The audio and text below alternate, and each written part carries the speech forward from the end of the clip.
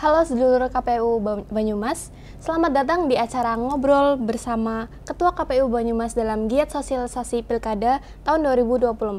Sebelumnya, perkenalkan saya Ika Yulianti yang biasa dipanggil Ika, yang akan memandu acara hari ini. Saya adalah mahasiswa magang KPU Banyumas angkatan 19 tahun 2024. Nah, pada kesempatan kali ini kita akan membahas tentang distribusi logistik Pilkada 2024, dan narasumber kita hari ini adalah Ibu Rofingatun Hasanah, Ketua KPU Banyumas. Selamat datang Ibu. Terima kasih Mbak Ika. Baik, mungkin tanpa berlama-lama lagi, sebelumnya saya mengucapkan terima kasih terlebih dahulu kepada Ibu karena sudah menyempatkan waktunya untuk hadir di tengah-tengah kesibukan. Nah, mungkin Ibu mau menyapa sedulur KPU Banyumas terlebih dahulu. Selamat siang, Assalamualaikum sedulur Banyumas. Saya Rofingatun Hasanah, Ketua KPU Kabupaten Banyumas. Pada siang hari ini kami ada di podcast KPU Kabupaten Banyumas, yang mana pada hari ini kami akan membahas terkait dengan distribusi logistik, tantangannya, dan bagaimana pengelolaannya. Semua kami siapkan tentu untuk kesuksesan Pilkada serentak tahun 2024 di Kabupaten Banyumas. Matur nuwun. Oke, mungkin langsung saja kita masuk ke pembahasan. Untuk pertanyaan yang pertama nih Bu, mulai kapan sih proses pendistribusian logistik dan sudah sampai tahap apa untuk sampai saat ini? Baik, mungkin perlu kami jelaskan juga bahwa pengelolaan logistik ini dimulai dari tanggal 1 November sampai dengan 7 November. Kemarin sudah kami lakukan penyortiran surat suara dan dilakukan pelipatan surat suara. Sebanyak surat suara 1.426.893 surat suara untuk pemilihan bupati dan 1.426.893 untuk surat suara gubernur. Ini sudah selesai dilakukan penyortiran dan pelipatan surat suara oleh 112 tenaga sortir lipat.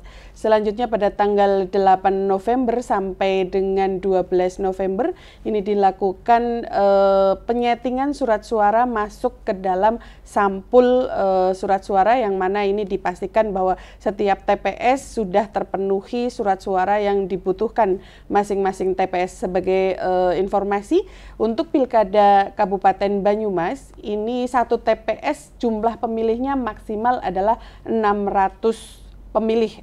Sehingga kami harus memastikan dalam tiap TPS ini sampul, di dalam sisa ampul surat suaranya tercukupi maksimal 600 surat suara. Untuk kemudian selanjutnya setelah setting dilakukan packing sampul ke dalam kotak suara sebanyak 5.300 kotak suara. Ini sudah selesai di packing, kemudian disegel dengan kabel tis dan label berlogo KPU, yang kemudian kemarin pada tanggal 23 November kami distribusikan ke tingkat PPK atau kecamatan sebanyak 5.300 kotak suara menggunakan 7 armada yang kami kerjasamakan PT Pos sebagai distributor kotak suara ini sampai di tingkat PPK. Kami distribusikan selama 2 hari sejak mulai tanggal 23 November sampai dengan 24 November. Untuk selanjutnya ini di wilayah PPK mulai tanggal 25 November sampai maksimal tanggal 26 November ini sudah didistribusikan logistik kotak suara dari tingkat PPK atau kecamatan ke tingkat PPS, dan maksimal H-1 di tanggal 26 November ini logistik sudah harus sampai di TPS. Sebagai informasi, di Kabupaten Banyumas ada sebanyak 2.650 TPS, yang mana 2.646 adalah TPS reguler dan 4 TPS lokasi khusus. Demikian, Mbak. Oke, mungkin selain PT Pos Indonesia itu KPU Banyumas bekerja sama dengan siapa saja sih Bu selain itu? Baik, KPU Kabupaten Banyumas dalam pendistribusian logistik ini bekerja sama dengan kepolisian dan Dandim 0701 Banyumas dalam rangka pendistribusian pengawalan logistik dari tingkat dari gudang KPU Kabupaten Banyumas ke gudang penyimpanan di PPK. Jadi mekanismenya Kapolsek dan Ramil ini menjemput kotak suara atau logistik di gudang KPU dan kemudian mengawal armada distribusi logistik sampai dengan selamat di gudang-gudang penyimpanan di PPK. Dan hari ini tanggal 25 November juga dilakukan pengawalan dari Polsek setempat dari tingkat kecamatan menuju PPS atau di balai desa masing-masing. Demikian. Baik, mungkin kan akhir-akhir ini cuaca sedang ekstrim ya Bu. Betul. Apakah ada antisipasi dari KPU Banyumas untuk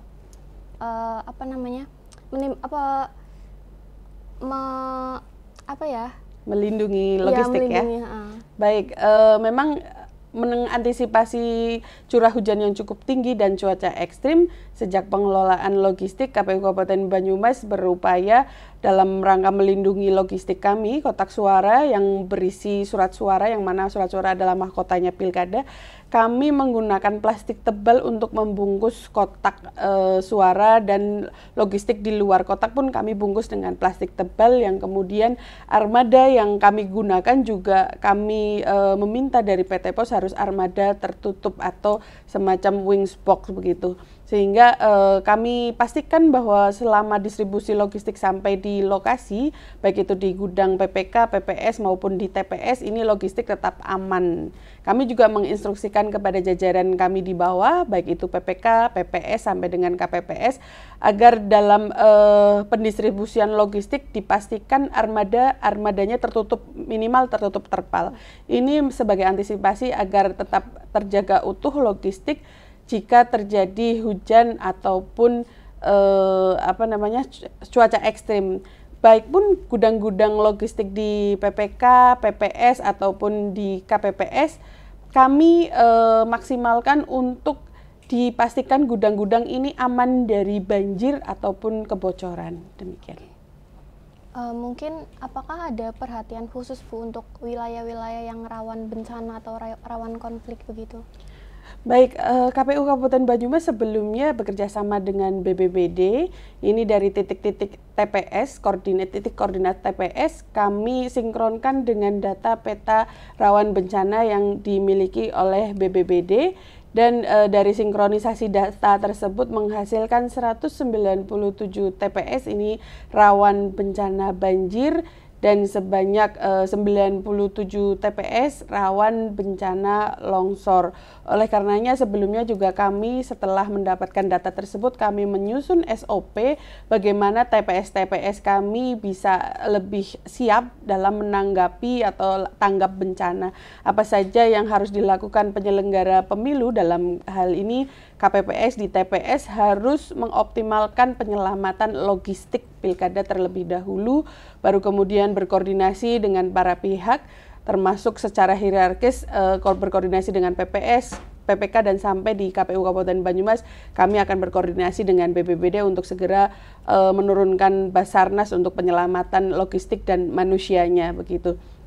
Kemudian kami juga berupaya mengedarkan SOP tersebut kepada jajaran kami, sehingga dalam proses pemungutan suara nantinya mudah-mudahan tidak terjadi bencana ataupun cuaca ekstrim sehingga pilkada bisa berjalan lancar. Namun demikian kita harus siap sedia payung sebelum hujan agar jajaran KPPS kami juga sudah siap jika pada hari pemungutan suara ini terjadi hal-hal yang tidak diinginkan. KPPS kami sudah siap karena evaluasi di pemilu 2024 kemarin, pada setelah momen selesai pemungutan suara masuk di penghitungan suara, ini terjadi curah hujan cukup tinggi dan cuaca ekstrim sehingga banyak TPS-TPS kami terjadi kerusakan.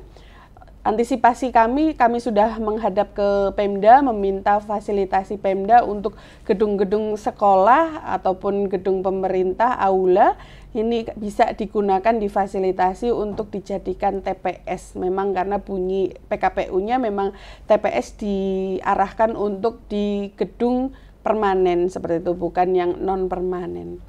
Ini sudah kami keluarkan instruksi ke jajaran kami sampai di tingkat KPPS, sehingga KPPS kami sudah mulai berbenah untuk TPS-TPS yang dibuat ini adalah TPS yang aman dari curah hujan maupun cuaca ekstrim. Demikian. Oke, mungkin apakah ada inovasi atau perbedaan pada pendistribusian logistik kali ini daripada pilkada sebelumnya atau pemilihan sebelumnya begitu? Baik. Di Pilkada 2018 ini pada pendistribusian logistik, perbedaan dengan pendistribusian logistik di 2024, kami menggunakan sistem informasi logistik atau disingkat menjadi SILOG. Di 2018 memang belum ada sistem informasi tersebut, dan SILOG ini memaksimalkan kami bisa memantau logistik apakah sudah sampai dengan selamat di TPS atau belum. Pun demikian di 2018, kalau kami berusaha berkoordinasi dengan mantan komisioner yang dulu, memang logistik dikirim tidak difasilitasi dengan mobil yang tertutup, sehingga memang sempat terjadi kotak suara jatuh dari armada, sehingga kami pun mengantisipasi di Pilkada 2024 ini ya harus menggunakan mobil tertutup begitu, sehingga aman logistik kami sampai di tempat tujuan di TPS. Demikian. Mungkin kalau misal amit-amitnya nih Bu, ternyata logistik yang sudah didistribusikan itu hilang atau rusak, apa sih mitigasi dari KPU Banyumas gitu? Baik, jika logistik ini rusak, tentu kami instruksikan pada jajaran kami untuk segera berkoordinasi secara berjenjang sampai di tingkat KPU Kabupaten Banyumas, yang mana jika logistik selain surat suara ya Mbak, jika logistik seperti bilik ataupun segel ini ada terjadi kerusakan atau kekurangan, tentu KPU Kabupaten Banyumas segera memenuhi kekurangan dimaksud dan mengirim langsung ke TPS. Namun demikian, jika surat suara ada terjadi kekurangan di masing-masing TPS, ini nanti ada surat pengantar dari KPPS untuk pemilih bisa memilih di TPS di terdekat untuk bisa menyalurkan hak pilihnya. Jadi nanti perbedaannya di pemilu tidak ada surat pengantar. Di pilkada kali ini ada surat pengantar, yang mana nanti KPPS kami akan memberikan surat pengantar kepada si pemilih untuk bisa memilih di TPS yang surat suaranya masih ada, jika memang di TPS tersebut surat suaranya habis begitu. Oke. Mungkin yang terakhir nih Bu, bagaimana sih mekanisme pengawasan untuk memastikan tidak adanya kecurangan atau kekeliruan dalam pendistribusian logistik gitu? Baik, dalam hal pendistribusian logistik, kami memang sebelum surat suara ini masuk ke dalam kotak suara, kami menyertakan pengawas dari masing-masing PPK, yang mana nantinya PPK yang akan memastikan bahwa seluruh logistik di wilayah kecamatan ini sudah terpenuhi sesuai jenisnya dan sesuai jumlahnya. Oleh karenanya pun ketika logistik sampai di gudang logistik PPK, itu setelah melalui pengawalan dari polsek masing-masing sampai di tingkat PPK, kami pun menginstruksikan kepada PPK untuk menceklis jumlah dari masing-masing logistik apakah sudah sesuai kebutuhan dan sesuai peruntukannya. Dalam artian misalkan di desa Karangwas Kidul misalkan kebutuhan ada 7 TPS, ini kotak suaranya ada berapa, logistiknya ada berapa, ini harus dicek, biliknya ada berapa harus dicek, sehingga tidak terjadi kekeliruan dalam pendistribusian logistik. Sesuai dengan moto logistik, no mistake, no accident, mudah-mudahan juga dalam pendistribusian logistik ini tidak ada kesalahan maupun juga kecelakaan ya dalam proses distribusinya. Demikian. Oke. Mungkin pertanyaannya sudah selesai ya. Terima kasih kepada Ibu Rofingatun Hasanah atas Sama-sama. waktu dan pemikirannya. Mungkin ada closing statement Bu buat sedulur KPU Banyumas. Baik, sedulur KPU Kabupaten Banyumas, saya Ketua KPU Kabupaten Banyumas, Rofingatun Hasanah, mengajak sedulur semua untuk hadir di TPS hari Rabu tanggal 27 November tahun 2024 mulai pukul 7 sampai dengan pukul 13. Datang ke TPS, salurkan hak pilih Anda, ayo milih Nggo Banyumas. Oke.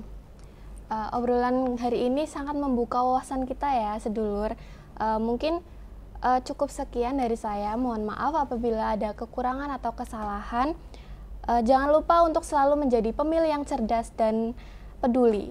Salam KPU Banyumas, integritas 24 jam. Bersama KPU kita bahagia. Terima kasih.